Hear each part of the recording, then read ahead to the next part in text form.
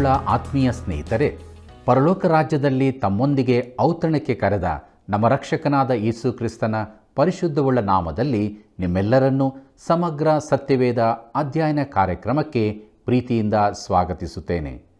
ಪ್ರಿಯರೇ, ಲೂಕನು ಬರೆದ ಸುವಾರ್ತೆಯ 15ನೇ ಅಧ್ಯಾಯದ ಅಧ್ಯಯನಕ್ಕೆ ನಾವು ಬಂದಿದ್ದೇವೆ.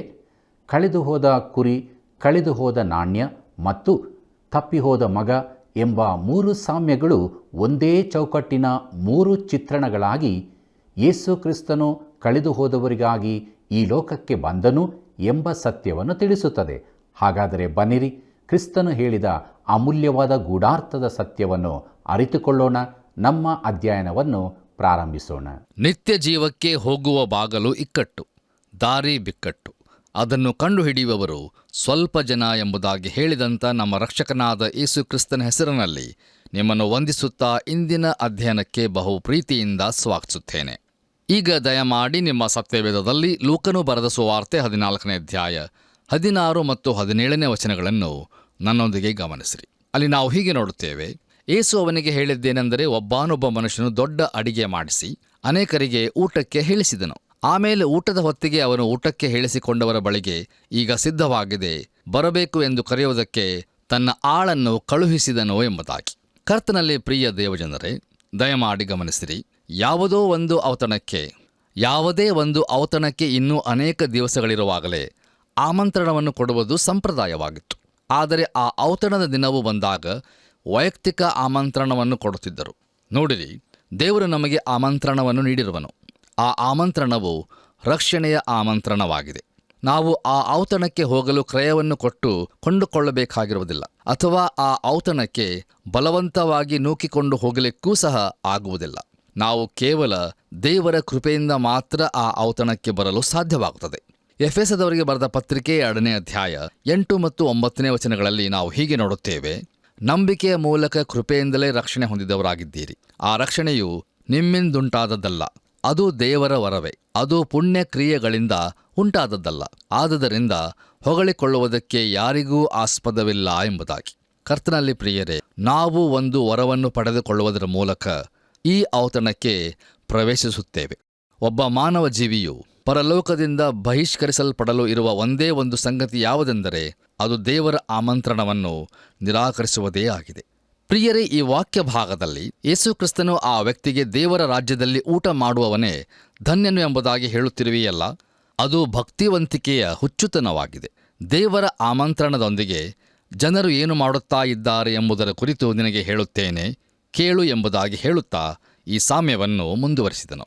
ಲೂಕನು ಬರೆದ ಸುವಾರ್ತೆ 14ನೇ ಅಧ್ಯಾಯ 18ನೇ ವಚನವನ್ನು ಓದುವಾಗ ಅಲ್ಲಿ ಹೀಗೆ ನೋಡುತ್ತೇವೆ. ಆದರೆ ಅವರೆಲ್ಲರೂ ಕ್ಷಮಿಸಬೇಕೆಂದು ಒಂದೇ ಮನಸ್ಸಿನಿಂದ ಹೇಳುವುದಕ್ಕೆ ತೊಡಗಿದರು.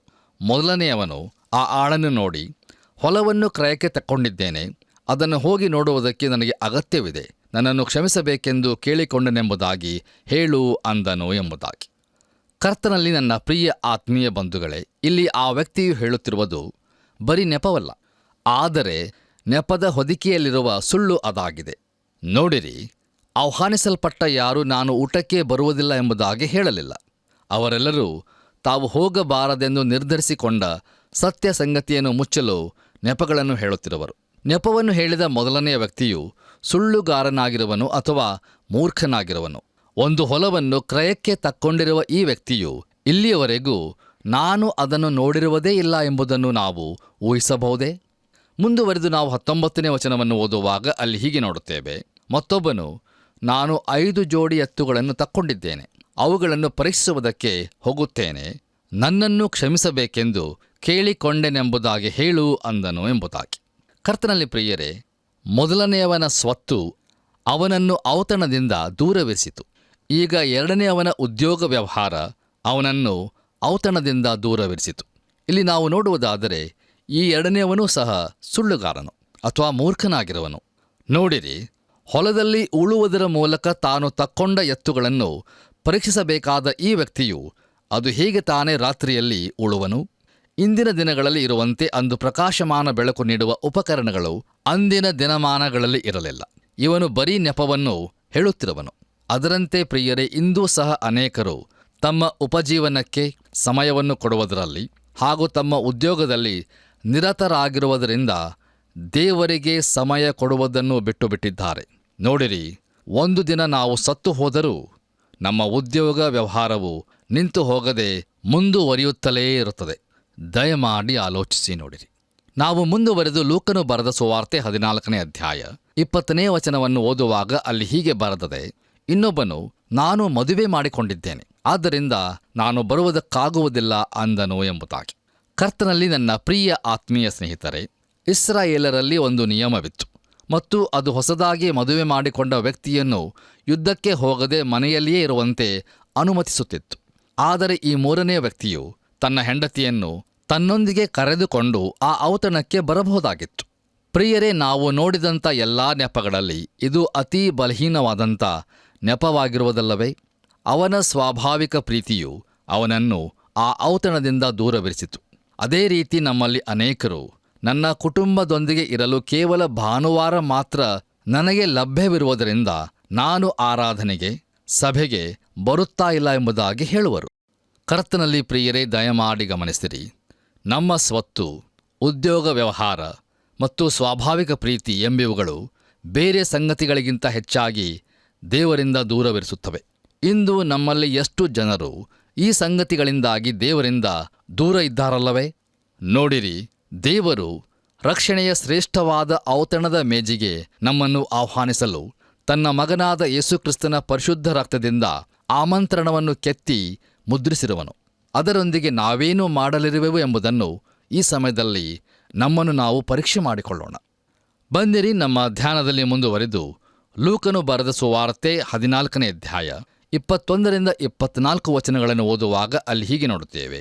ಆ ಆಳು ಬಂದು ತನ್ನ ಯಜಮಾನನಿಗೆ ಈ ಸಂಗತಿಗಳನ್ನು ತಿಳಿಸಲು ಮನೆ ಯಜಮಾನನು ಸಿಟ್ಟುಗೊಂಡು ಆಳಿಗೆ, ನೀನು ತಟ್ಟನೆ ಈ ಊರಿನ ಬೀದಿ ಬೀದಿಗೂ ಸಂದು ಸಂದಿಗೂ ಹೋಗಿ ಬಡವರು, ಊನವಾದವರು, ಕುರುಡರು, ಕುಂಟರು ಇಂಥವರನ್ನು ಇಲ್ಲಿಗೆ ಕರಕೊಂಡು ಬಾ ಎಂದು ಹೇಳಿದನು.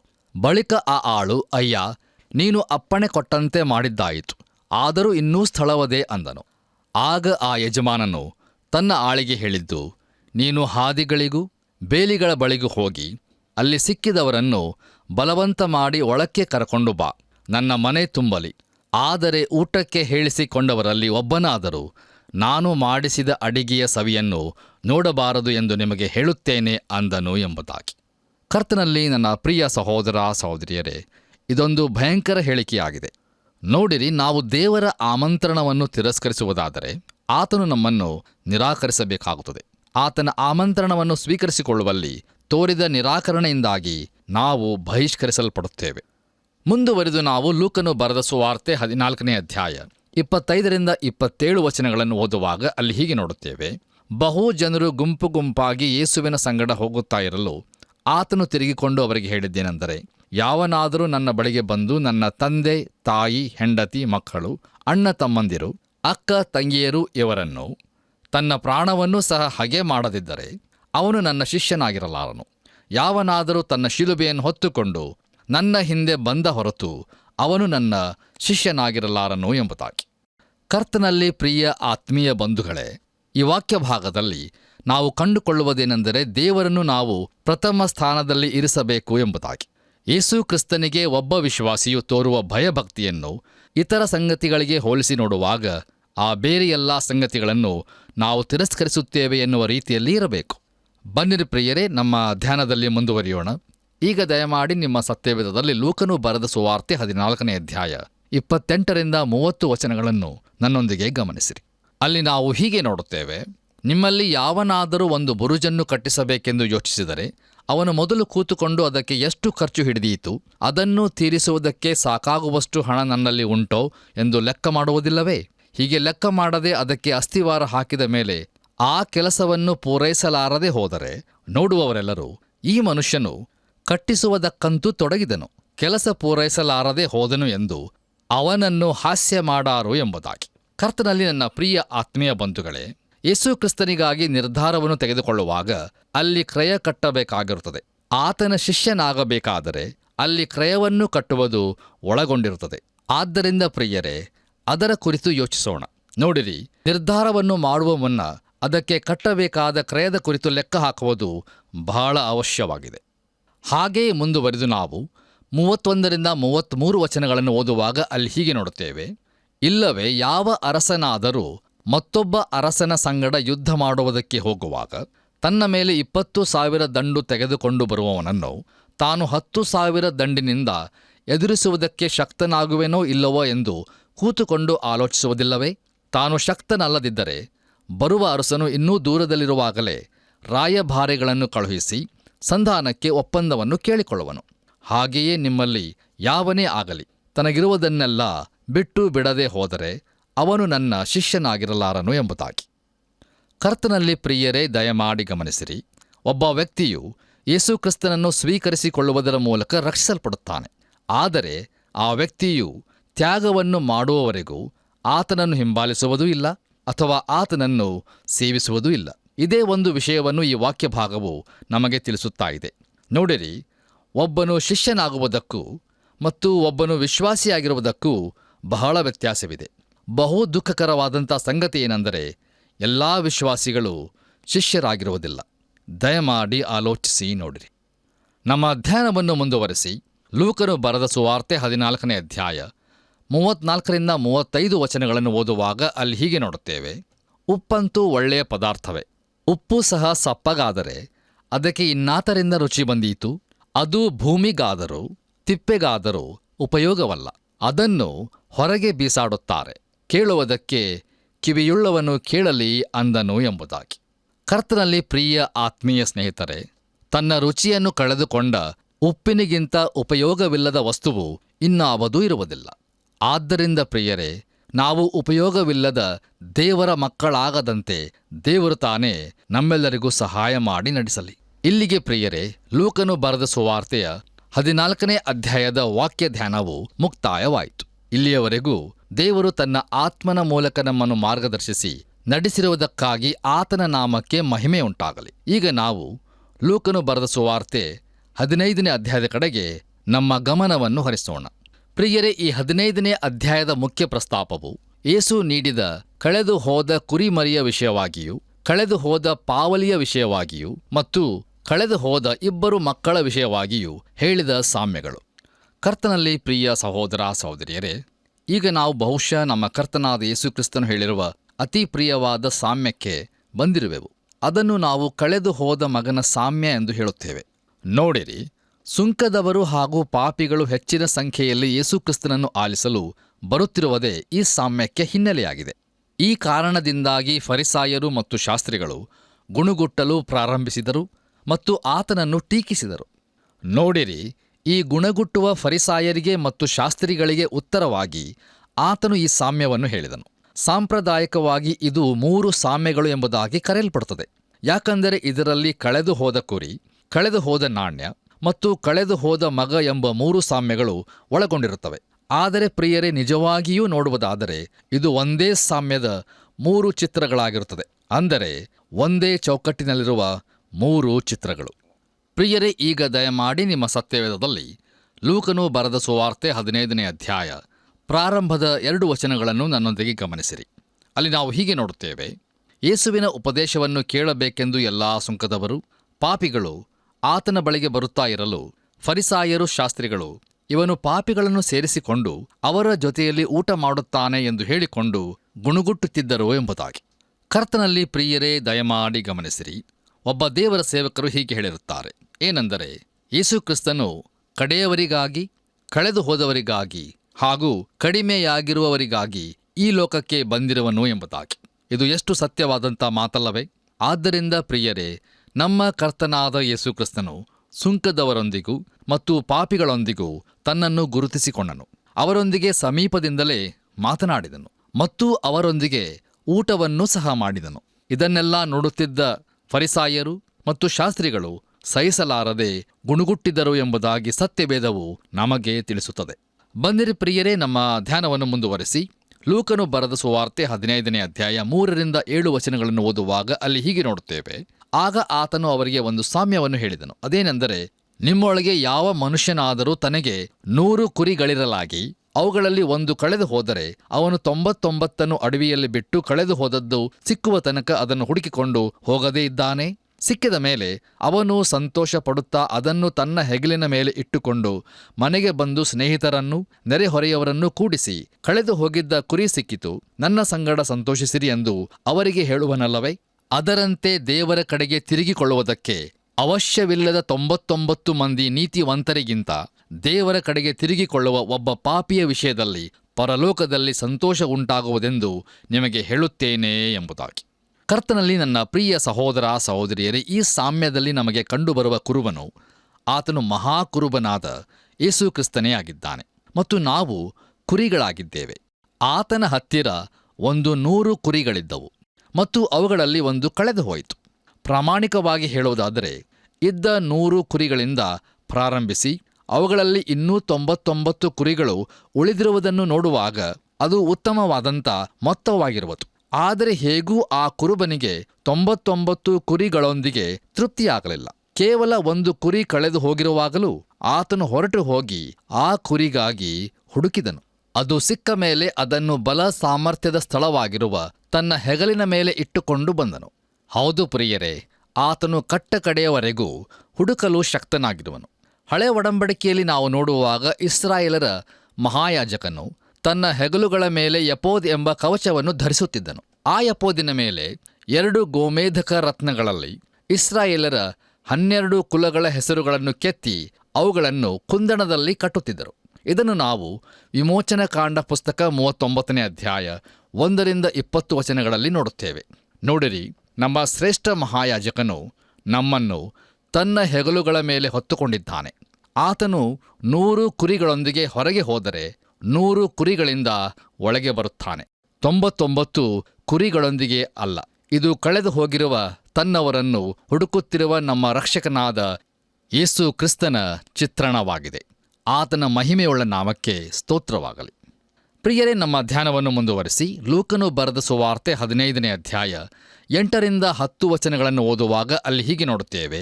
ಯಾವ ಹೆಂಗಸು ತನ್ನಲ್ಲಿ 10 ಪಾವಲಿಗಳಿರಲಾಗಿ 1 ಪಾವಲಿ ಕಳೆದು ಹೋದರೆ ದೀಪ ಹಚ್ಚಿ ಮನೆಯನ್ನು ಗುಡಿಸಿ ಸಿಕ್ಕುವ ತನಕ ಅದನ್ನು ಎಚ್ಚರದಿಂದ ಹುಡುಕದೇ ಇದ್ದಾಳು? ಸಿಕ್ಕಿದ ಮೇಲೆ ಆಕೆಯು ತನ್ನ ಗೆಳತಿಯರನ್ನು ನೆರೆಹೊರೆಯವರನ್ನು ಕೂಡಿಸಿ, ಕಳೆದು ಹೋಗಿದ್ದ ಪಾವಲಿ ಸಿಕ್ಕಿತು, ನನ್ನ ಸಂಗಡ ಸಂತೋಷಿಸಿರಿ ಎಂದು ಹೇಳುವಳಲ್ಲವೇ? ಅದರಂತೆ ಒಬ್ಬ ಪಾಪಿಯು ದೇವರ ಕಡೆಗೆ ತಿರುಗಿಕೊಳ್ಳುವ ವಿಷಯದಲ್ಲಿ ದೇವದೂತರ ಮುಂದೆ ಸಂತೋಷವಾಗುವುದೆಂದು ನಿಮಗೆ ಹೇಳುತ್ತೇನೆ ಅಂದನು ಎಂಬುದಾಗಿ.